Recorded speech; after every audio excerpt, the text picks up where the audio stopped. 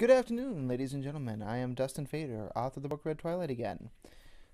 I am continuing my reading of Red Twilight: A Dawning of Power from page 14, which is I think it's the last part of the prologue. Pistol, Trash, and Spooky. Pistol kicks down the stand of his hog and he pulls... I'm terrible at this. I just want everybody to know that right now. Pistol kicks down the stand on his hog as he pulls into the diner's parking lot. He and all the other members of his group, with the exception of Trash, are dressed in black leather. Pistol has ratty dark brown hair with similarly colored eyes. He wears a whip wrapped around his waist and has horrible scars covering his face that look like they could have come from some form of an animal attack. But he still smiles bright as a boy.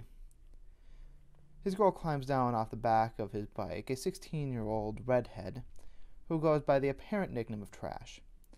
She's wearing way too much makeup for her age and is dressed in a red tank top with jean skirt dyed red, black fishnet stockings, as well as knee-high boots. Alongside Pistol, on a matching bike, is a man so black the leather of his jacket is nearly the same color as the skin on his face. He goes by the name of Spooky. And he and Pistol have been friends for nearly 20 years. They've rolled from town to town in search of fun and freedom. Trash had just joined them about a year ago after Pistol shook some rapist off of her in the back of a movie store. Today the three of them are riding back from Bram with 5 buddies they hooked up with in the last stop. They're walking to the diner, which is about a half-hour's ride from Nauvoo. Pistol himself is feeling fine, but some of the younger riders are not set up for a half-day haul. The hostess greets them with a smile and a routine-sounding, "How are ya?" as well as "Welcome back." They all extend half-hearted greetings while looking for a suitable booth to sit down. In nearly no time, the lot of them finish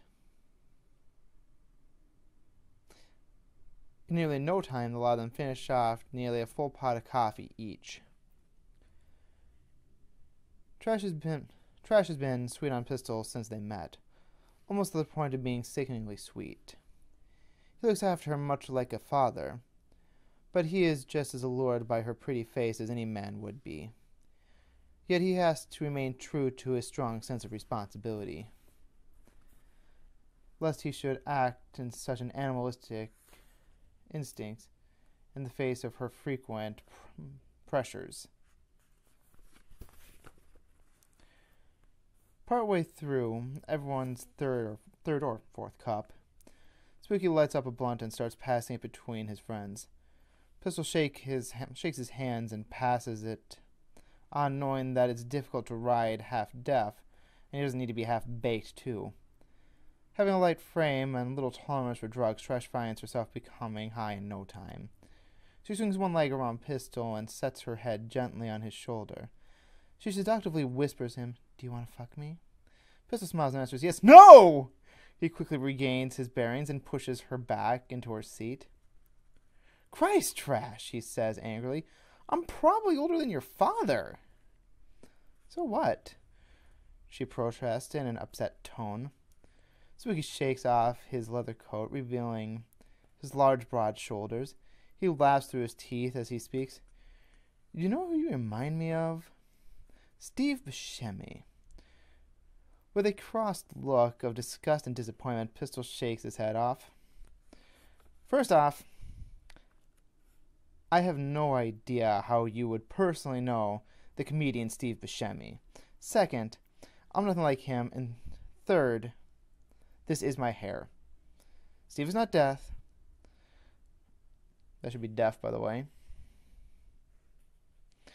"And he has never needed reconstructive surgery after ripping his own face off." Now, how exactly did you come to that conclusion anyway? Spooky laughs. "You like cartoons, rockabilly music, and you dig dudes. I'm not gay. Trash gave me head last week. A guy can give head, Spooky states firmly. I don't get it, anyway. Why do girls want you? I wouldn't fuck a hideous fucking chud like you. I wouldn't want you to fuck me, Pistol jokes about. As they continue speaking to one another, another pair of men walk into the restaurant. One is a tall, powerful-looking bald man in a gray suit. His partner is built for all the world like a modern-day Viking. Large chest, powerful arms, taller than most. He seems 10 feet tall from Trash, Spooky, and Pistol's point of view, and possessing hair of a deep crimson. Pistol overhears the bald man with the stone face say to the hostess, 10 miles back up the road, there is supposed to be a bridge that leads into the town on the other side of the mountains.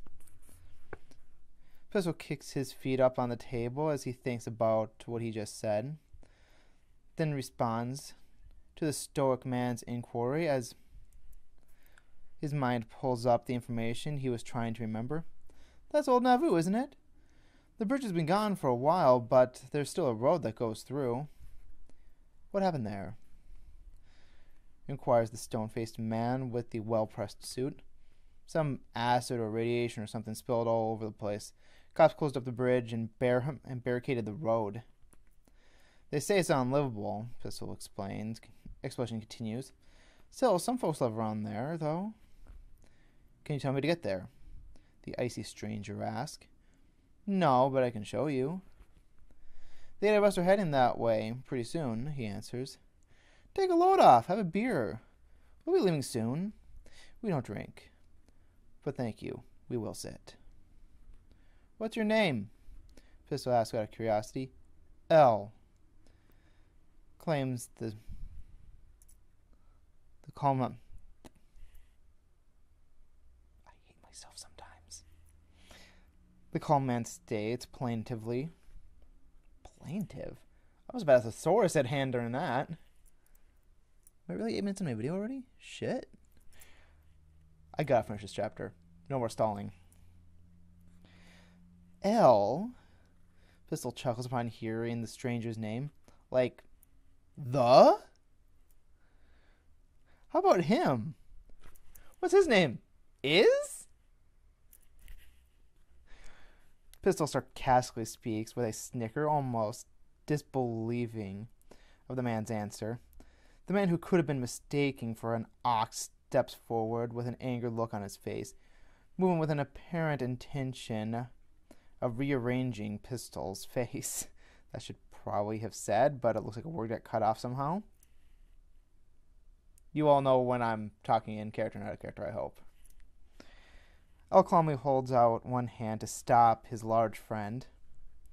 In case you don't believe me, turn to page 16. There's actually just a space after the word pistol. I'm pretty sure I was going to say face there. He is my shotgun. We call him Lasterty. Muscles, Pistol responds. Something like that. L answers, surprising a small amount of suppressing a small amount of shock that the apparent biker gang leader do anything of the Latin language. Lasterty actually means strength of muscle or body. The early evening hours proceed much like that. The group of them discussing most everything, from music to actors to Madonna to big dicks, manly men, feminine women, and the things that can make them better. Hairy chest, waxed asses, and even rhinoplasty. The sentence is missing punctuation. I'm going to do an entire video at some point in time about all the typos I found in my own book. And then I'm going to write a dirty letter to my publisher and probably never have a job again in my life.